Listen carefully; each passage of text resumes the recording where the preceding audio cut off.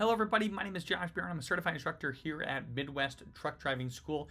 So I had some students that said, you know what, Josh, can you take a online test on the tanker endorsement training? We really liked your online training that the school puts on, but can we have you take an online test and record it to see how you do, and so that we can utilize that as a resource to help study and different things. So here I am.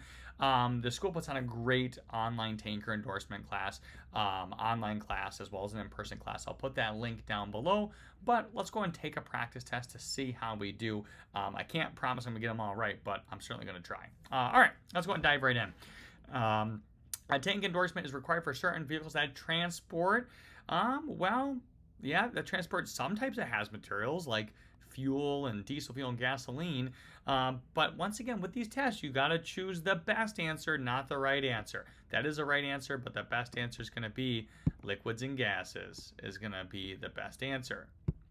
All right, if your vehicle is placard, you must stop blank feet before the nearest rail at a railroad crossing. So that's going to be 15 to 50. You got minimum 15 feet away and then up to 50 feet away. 15 to 50 is going to be the answer they're looking for. And then placarded, that assumes that you're hauling some type of hazardous materials in that, like, fuel or gasoline or propane or any LPG for that matter. The most common type of foundation brake found on vehicles with air brakes is going to be the S-cam drum. That has been the standard for probably the last 40 years, 50 years.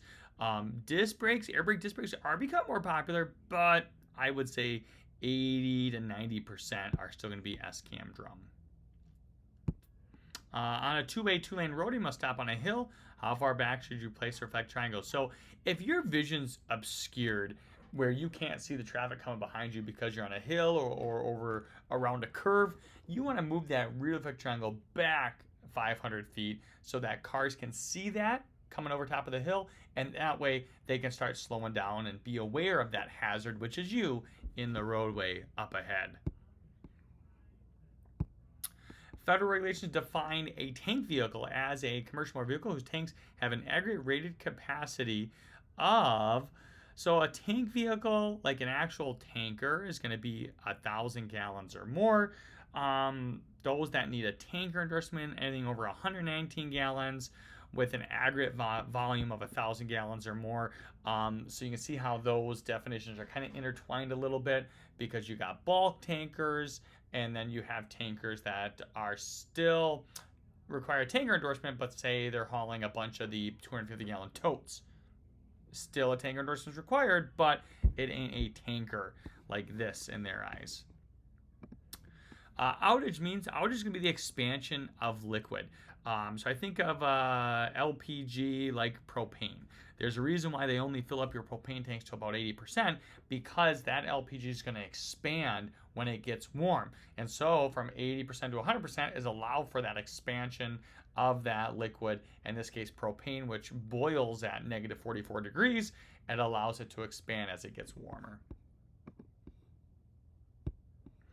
The liquid discharge valves on a compressed gas tank should always be blank except during loading or unloading. So the discharge valves should always be closed. You want to close them. Otherwise, it could be leaking out. I mean, that just is kind of common sense.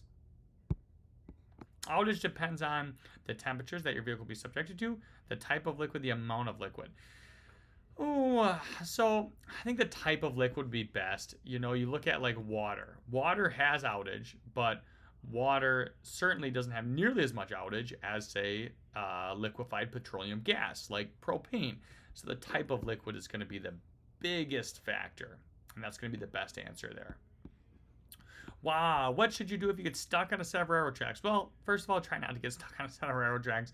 But if you do, get out of the vehicle, get away from the tracks, call 911, so on and so forth. Which of these statements is true about backing heavy vehicles? Let's see here. You should avoid backing whenever you can. Sure. Helper should be out of sight. No, it's safer to back towards the right side. No, the right side is the blind side. Not something that you want to back to ideally. You have to sometimes, but it's certainly not safer to back towards the blind side. So you should avoid backing whenever you can. Sure.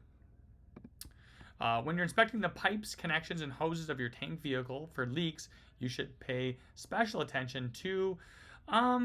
So the long sections in the tank itself are typically not going to be an issue. It's going to be the joints. It's where two pieces of metal come together, and that's where you have that weld. That's where you're going to have potentially leaks and issues. When you inspect your tank vehicle, the most important thing to check for is a visible license plate, sure. Tire pressure, sure. Leaks, yeah. Leaks is probably the best answer there, just because you're hauling propane or something flammable. Yeah, you have a leak. That's going to be the most important thing. Or chemicals, oxidizers, sure. You should be very cautious when driving smoothbore tankers, especially when you are driving against the wind, going uphill, downhill. So starting or stopping. So smoothbore tankers, essentially you got your tanker, but you have no baffles in the middle. And so that liquid is free to flow back and forth with nothing stopping it. Any of your food grade loads have to be smoothbore tankers or unbaffled liquid tankers. But starting and stopping is when that surge is going to move back and forth significantly. In that tanker endorsement online training, the school talks about all these different things and actually has a video of a tanker smoothbore showing you the way the waves move back and forth. You need to steer quickly to avoid a hazard. Which of the following is true? You should not apply the brakes while turning. You will find that tankers are easier to countersteer than most vehicles. You should never leave the roadway.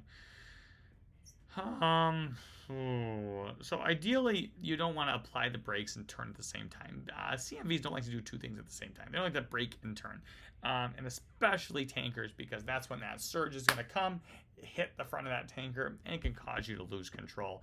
I think that is the best answer, and as you can see, it is. How do bulkheads affect the handling of a tanker? The surge will be the same as a smoothbore? No. The surge will be greater than a smoothbore? No. There'll be less front to back surge than a smoothbore, less side to side. So definitely be less front to back surge than a smoothbore. Smoothbore is going to be wide open. Bulkheads are going to essentially be a tank within a tank where you have baffles in the middle there. There's going to be definitely less front to back surge.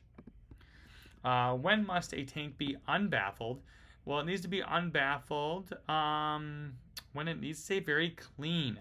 So unbaffled and smoothbore tankers, the same thing. And so like milk, water, wine, different things that tank needs to be stay very clean and power washed from the inside. It's got to be unbaffled. So very clean, food grade loads, different things like that. When should you inspect a tank vehicle?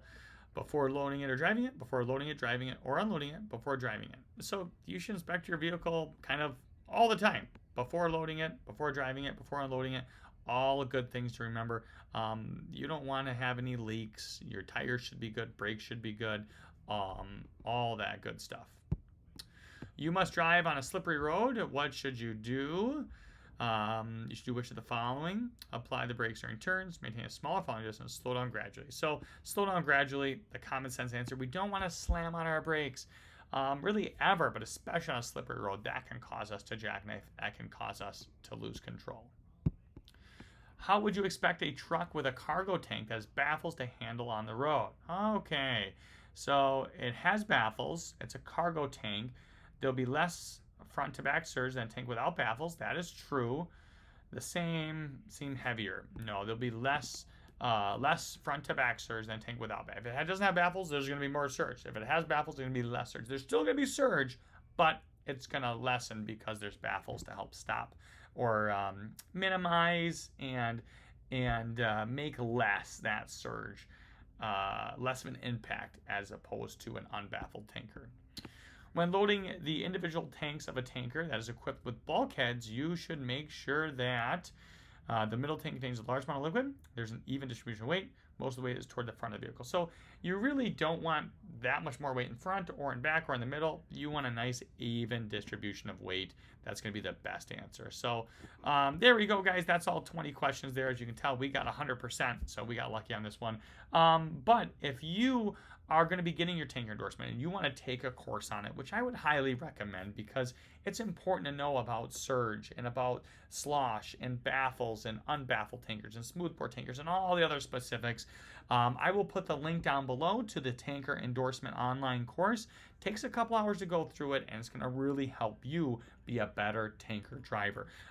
If you want to check out more of the school's online courses, feel free to check that out, MidwestCDL.com. The school puts on a great air brake training, combination vehicle training, general knowledge training, has materials endorsement training, school bus training, passenger endorsement training, and all the rest of them that you need to get. They do a great job. So thanks again for tuning in. Once again, hit that like button, hit that thumbs up button, hit that subscribe button for checking out more great videos from Midwest Truck Driving School. And have yourself a great day.